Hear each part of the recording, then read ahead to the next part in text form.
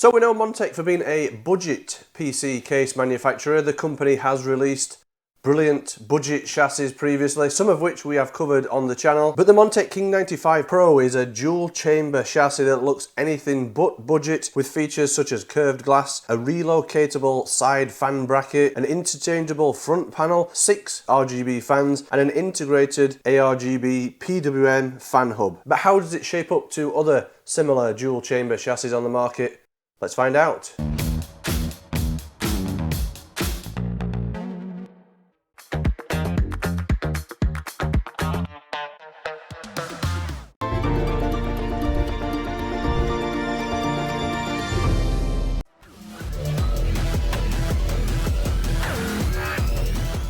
So Montech's King 95 is available now. There is a Pro and a non-Pro, so just a standard King 95. Difference between the two, the Pro version comes with fans and ARGB controller. The standard version, the non-Pro, doesn't come with fans or ARGB controller. It's just a bare chassis. It's available in several different colours, so you've got this blue that we have. There's also a red and a white and black version. The price depends on the colour. So the King 95, the non-Pro version that comes without any fans, that starts at $109 US for the black version. The white version is $119 US, and then the blue and red versions are $125. But if you want the Pro with the fans and the ARGB controller, that starts from $149 US for the black, white is $159 US, and then the red or blue is $169. To put that into perspective, when the 011D Evo launched in black, that was priced at around $169 MSRP, and that didn't come with any fans or ARGB controller. And if you wanted to add any accessories to that case, it obviously added on to the price. So at $169 with the fans and the ARGB controller, this already sounds like really good value for money. It's a dual chamber design that offers exceptional flexibility and cooling options galore. The curved front glass panel, that can be replaced with a mesh panel, so you can prioritize cooling or aesthetics. The right hand side fan mount can be rotated to the front for improved versatility and cooling performance. It supports up to 80X motherboards, dual power supply installation, tall CPU coolers, and there's enough space inside for some of the biggest RTX 4090 graphics cards, and all the outer panels can be removed completely tool free. Let's take a closer look at the case. We'll start by removing some side panels. As I say, these are all quick release side panels, so they're just a single thumb screw at the back of the tempered glass and the right hand side panel. So that is a captive thumb screw, so just undo that, and then the side panel just pops out on the quick release fittings. You can see that it's a clear tempered glass side panel. I don't think there's any tint on that. If there is, it's a very light tint. Top panel is a quick release panel, so that just simply pulls off, and you can see inside the top panel a mesh vented section that goes around the perimeter of the top panel. So you've also got this huge top vented section with a nylon dust filter in there.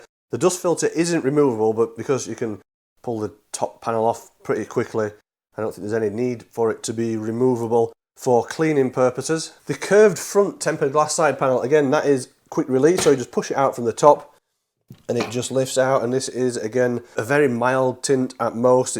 I think it is just clear tempered glass. There is some distortion of the glass on that curved part, but I know how difficult it is to do anything with tempered glass, so I'm not surprised by that. I can imagine it's quite expensive to get this tempered glass piece manufactured with that curve on it. The right hand steel side panel, there's just a thumb screw in the back similar to the tempered glass, and then once you've undone that, it just pops out and lifts away. You can see it's a huge vented side panel, completely vented, and it has a nylon dust filter. Again, this isn't removable, but because the side's quick release, probably doesn't need to be removable for cleaning purposes.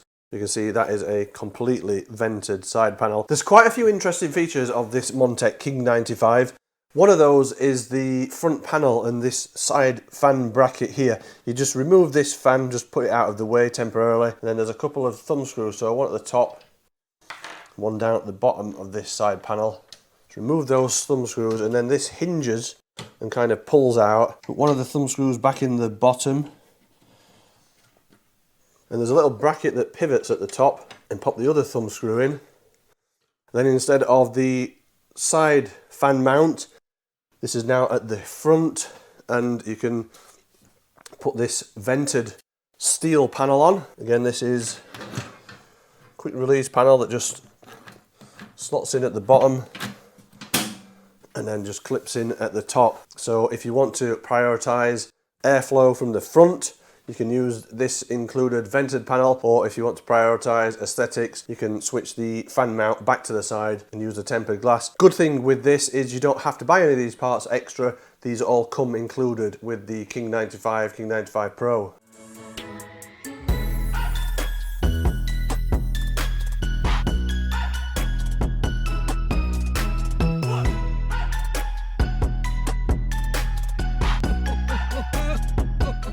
Other accessories included with the case, so there's a box of assorted screws, some zip ties and some Velcro straps for cable management. There's also this bracket, so you can remove the bottom fans and put the bracket on the floor, and on there you can install either 3.5 inch or 2.5 inch drives.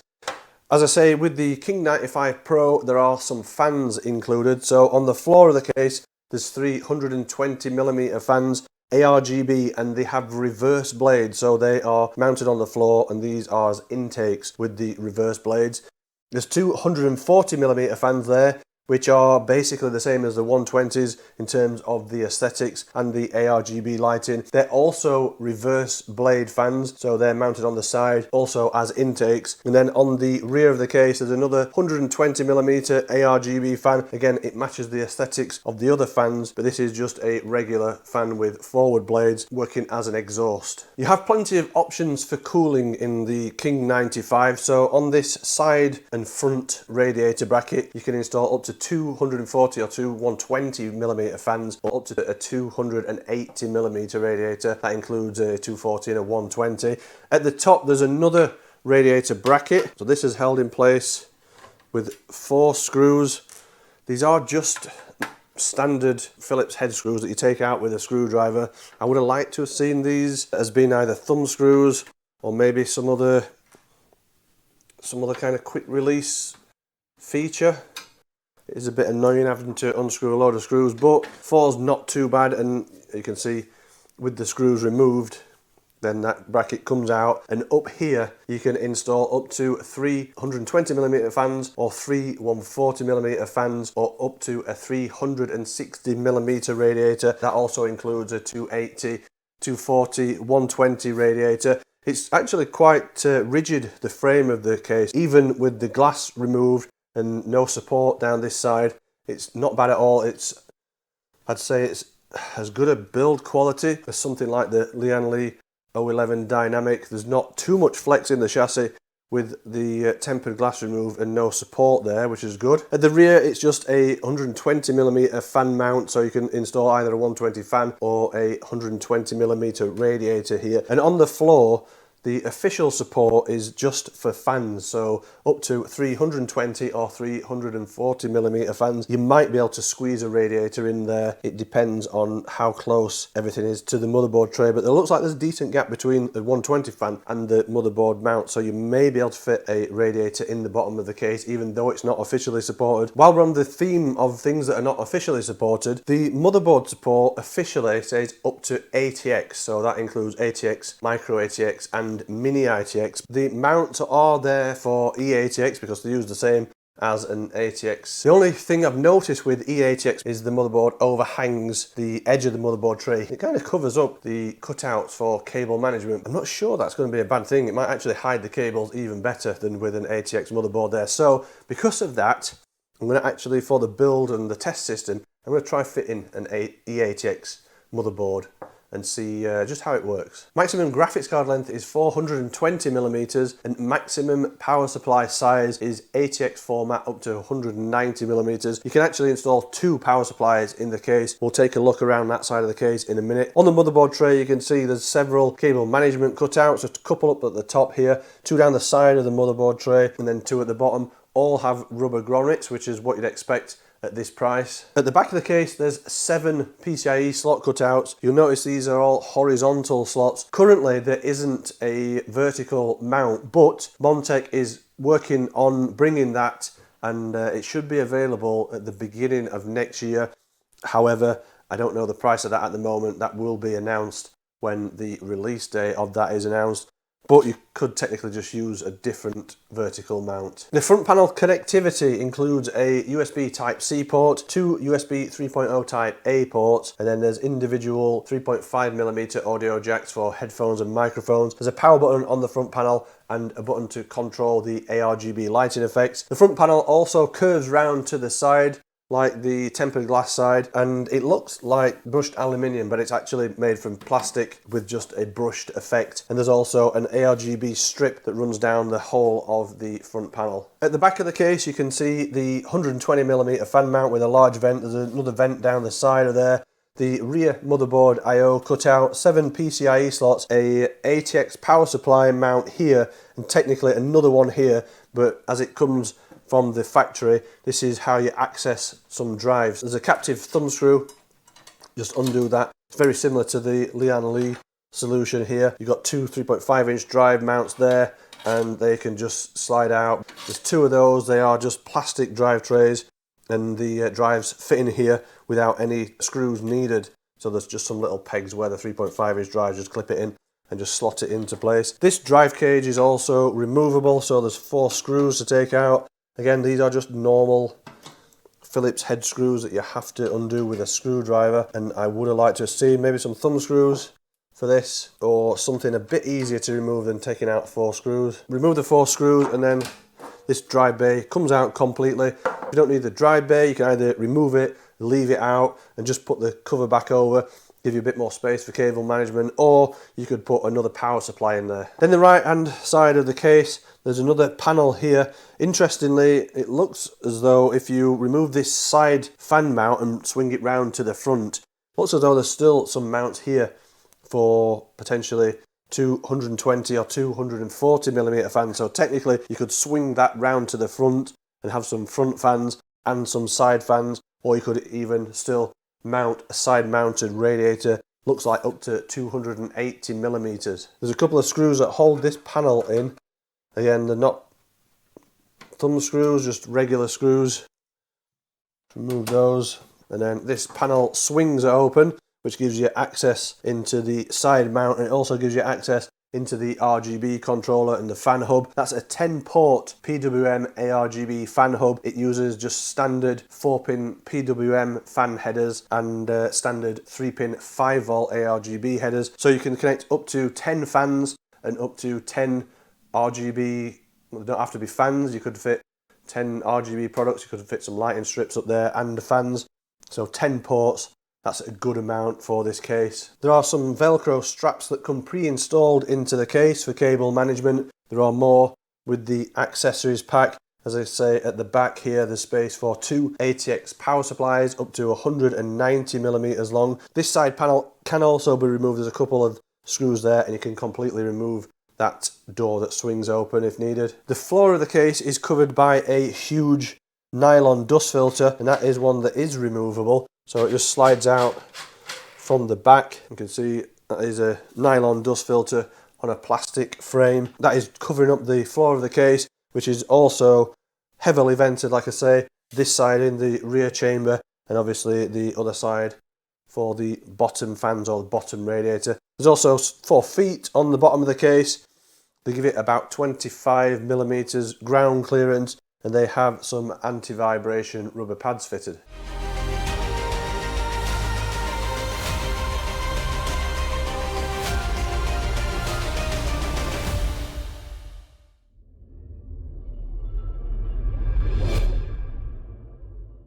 So for the test system spec, I've gone with an AMD Ryzen 9 7950X CPU. Motherboard is the X670E Aorus Master from Gigabyte, which is technically not supported if you look at the official specs, because it's eATX and the official specs for the King 95 say up to ATX, but it fits and I think it looks fine. It does overhang the motherboard tray slightly, but it also covers up the cable management cutouts, and I think it looks really neat in that configuration. So if you are thinking of buying this case and an eATX motherboard, it's not a problem as far as I'm concerned. Graphics card is the Gigabyte RX 7900 XT Gaming OC. For CPU cooling, I've gone with the EK Nucleus AIO CR360 mounted in the roof of the case, which is the only place really for a 360 AIO in this chassis. Memory is G.Skill Trident Z5 RGB 64GB kit, 6400 mega transfers per second. Storage is just a single M.2 drive. It's a Corsair MP600 2TB PCIe Gen 4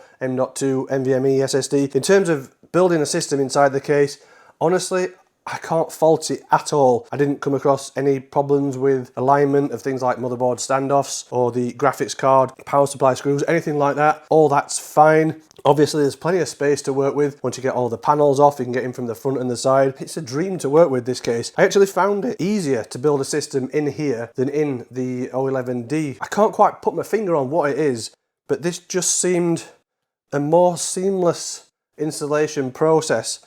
The O11D with some things can be a bit fiddly, but with this I don't know whether it's because the fans come pre-installed. It felt like it was a quicker installation and a lot of the cables are already routed, but for some reason it just felt really easy to build in this, and honestly I didn't come across any issues or problems whatsoever. For thermal testing, I ran my usual stress test, which is a combined Cinebench R23 and 3D Mark Speedway run simultaneously for 30 minutes. If you want to check out the full testing methodology, head over to kitguru.net. You'll find a written review on there with all the features, specifications of the case, and the full testing methodology is on there too. With the case in its default configuration with all glass panels installed and the fans in the stock locations, the case does an excellent job of keeping both the CPU and GPU temperature under control. Average CPU temperature of around 70 degrees C is absolutely normal for a dual chamber chassis with the 7950X, and the GPU core temperature sat happily at an average delta temperature of 40 degrees C. Removing tempered glass panels made little effect on either the CPU or GPU, but switching the fans to the front position and installing the mesh front panel dropped the GPU core average by a couple of degrees C. However, it made no difference to the average CPU delta. So in either configuration, the case seems to flow air very well, and it keeps a high-end CPU and GPU combination cool. So to summarize, I'm really impressed with the Montech